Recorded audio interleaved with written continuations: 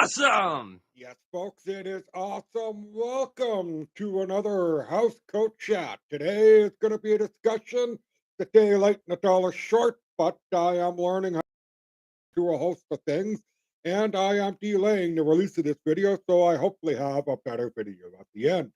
Anyways, people, let's just up wrong side of the cup. There we go. What does it say, folks? It says poke the bear. Well, today I think we should poke politicians. That is correct, politicians. We should poke them, poke, poke, poke, and tell them that we're not liking the way things are going. Right? What is wrong with our government letting in millions at this point, right? And 500,000 a year of more immigrants to do what? This country is full. We have homelessness going through the roof.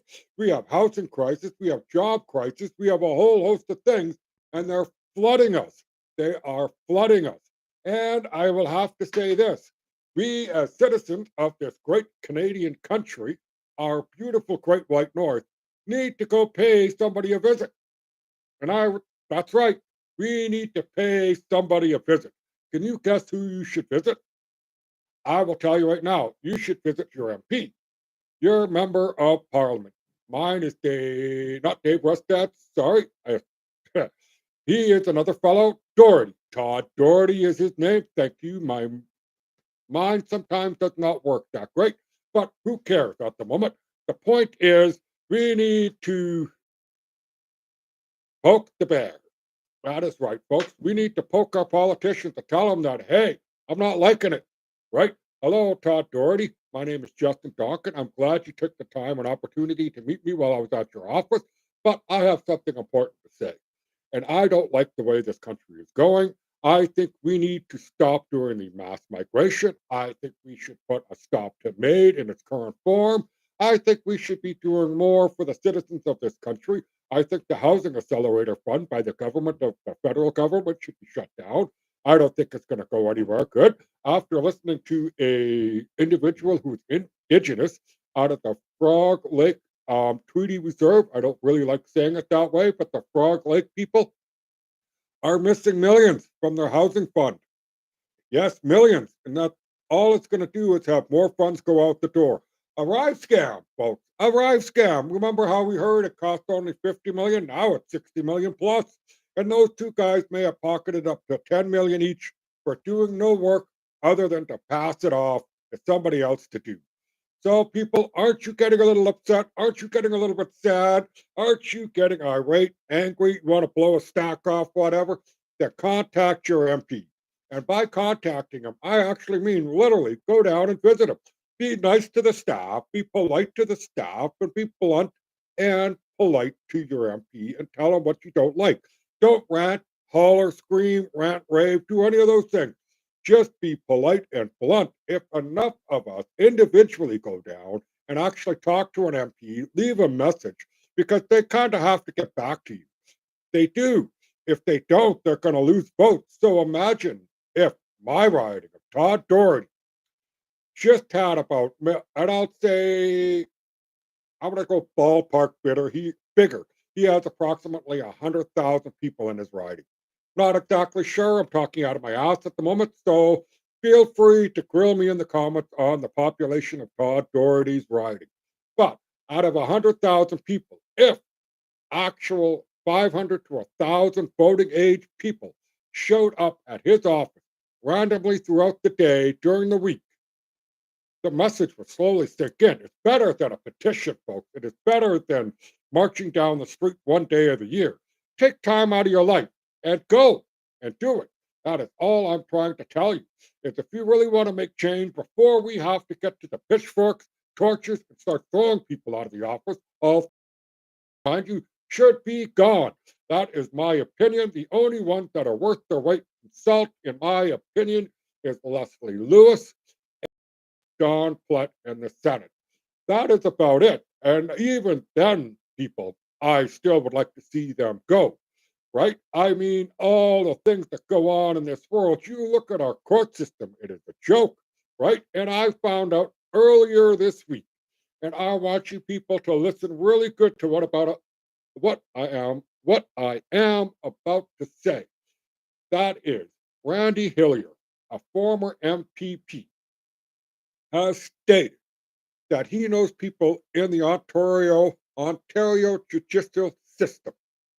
These are top, I'm going to use the word lawfare because this is the only way to describe our Canadian system of justice, is that she is quoted as saying, and you will have to find Randy Hillier's video. If you've been watching my channel, you know I don't post anything. I ask you to go look because you need to have your mind go, not mine, your mind. This lady has stated that if you appear before the Canadian courts, you are a feed or a fool. Feed or a fool. No innocent, no guilty. Let that sink in, folks. Let it sink in. And then think about a host of convictions that if you have seen throughout the last 5 years. Who was released early, whose trial was delayed a couple of years so that the thing would blow over. The Syrian girl I'm talking about that was murdered and raped by, I mean, not the Syrian girl, sorry, the Canadian girl that was raped by a Syrian refugee shortly after Justin Trudeau said, if anybody is hurt by a refugee, he will personally be held responsible. And as we all know, Trudeau has not accepted responsibility ever since he left the diaper stages, folks. That is correct. Yes, now let's get back to that comment. Feed or a fool before the courts, right? Well, guess what, folks?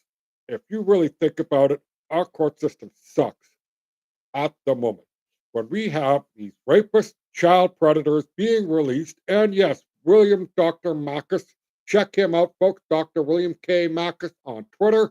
He is doing a dive down the top doctors in Alberta that are involved in some CP activity. If you know the initial C, that is what I'm saying, because this is YouTube, folks, and I don't want any kind of trouble because I'm new and I am trying to do a show and I am practicing. Anyway, yes, food, feed, or fool. You think of the Coots 4. What happened just recently? Yes, two were released and the charges were dropped because they only pleaded guilty to unsafe storage of a firearm. And I said firearm, not arms, folks. That table that you saw with all those weapons was planted. If you actually zoom in on those videos, I mean, on the photo of that, you will see Cabela stickers on it. Makes you think, right? Our government and the RCMP have together done shenanigans, and they did sabotage during the Coos blockade. They intentionally cut wires off of heavy equipment so that they would not start.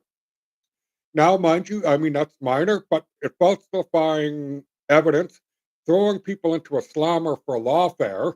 Yes, that is correct, lawfare. There is so much involved with those Coots 4 legally from the federal, provincial level that I can only say that if you don't know who Mocha B is, Mocha Berenzine, I hope I said his last name. Shout out to the kid for being the only darn reporter to report on the Coots 4. Boo to you, Ezra Levant, for not releasing funds for the Coots 4. I don't like it, Ezra. In my opinion, I think you're a bit of a sleazebag for it. Yes, I said it, Ezra. Please sue me. It's my opinion. I like the others at Rebel News, but Ezra, you need to stop the shenanigans and you should be helping, not hurting a good cause. Now, the other two are going to go to trial. I understand one is going to go all the way. He wants to see the actual evidence the government has against him. So kudos to him. A virtual hug. Yes, a virtual hug to the man. It's a positive vibe that I think that person might be Crystal Isaac. I am not positive. But a shout out to the Diagolon group and a shout out to the Ferryman Toll for trying to do whatever he is on Twitter about the pleb and Clyde do something, calling them shills and whatever. But guess what? So with the Aguilar group, you guys are no different from one another. Sure, one's shilling for the Pierre Polyev, definitely the club. I can't say that for Clyde, but he definitely is not a liberal fan. And as far as the things like Jeremy McKenzie's podcast and all that, I really do enjoy them. Are they extremists? Not necessarily. Is his language rough and tough? And yeah, you could say that. But guess what? He's also, let me bring this back up again. Pokes the bear. Does it better than me, but I just started. I will say, if you have remembered in the beginning of the video, take time out of your life, folks. I know life can be busy. I'm in a housecoat. I know my life is nothing compared to the majority of yours.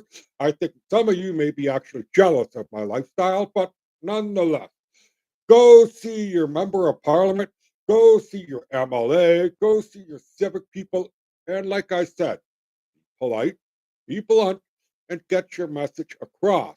Go individually, spend some time, leave a note, whatever. Ask the secretary to leave a message for him to get back to you on.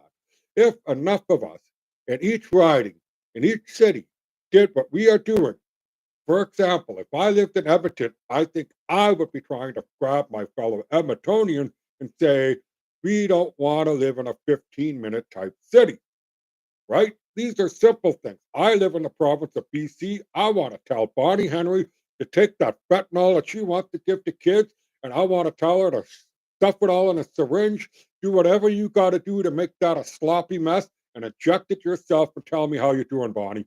You are sick. You are evil. I will ever, ever, ever, ever want to do anything with the NDP government in BC ever again. I cannot understand your insanity with your policies. Oh, I could go on, but I really want to try and keep this show a little short, my little rant, my little chat. My basic message to you folks, it's up to you. Yes, you. You need to get out there and do something for yourselves. I don't mean get out and parade like the Palestinians or set up another bouncy castle like we did a couple years ago in Ottawa.